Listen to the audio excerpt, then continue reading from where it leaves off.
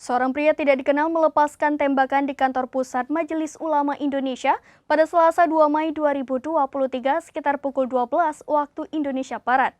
Tembakan tersebut mengenai dua orang, salah satunya adalah seorang penerima tamu di kantor tersebut.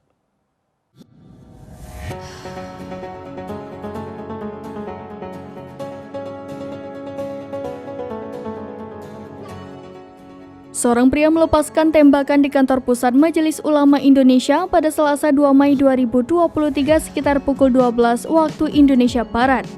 Menurut informasi yang dikutip dari tribunnews.com, pelaku adalah orang tidak dikenal. Namun tembakannya tak meleset, mengenai dua orang, salah satunya seorang penerima tamu di kantor tersebut. Wakil Sekretaris Jenderal MUI Bidang Hukum dan HAM, Ihsan Abdullah mengatakan ada total 3 orang yang terluka dalam insiden berdarah itu. Satu korban luka tembakan dibawa ke rumah sakit terdekat untuk mendapat perawatan. Insiden penembakan ini bermula ketika OTK datang ke kantor pusat MUI untuk menemui ketua MUI, tetapi tidak diketahui secara pasti apa keperluan OTK tersebut. Setelahnya, ia melepaskan tembakan sebanyak 3 kali hingga mengenai pintu masuk kantor dan menyebabkan kaca pecah. Terkait dugaan penyebab penembakan belum diketahui hingga saat ini. Wakil Ketua MUI Anwar Abbas mengungkapkan pelaku mengaku sebagai nabi dan ingin bertemu dengan pimpinan MUI.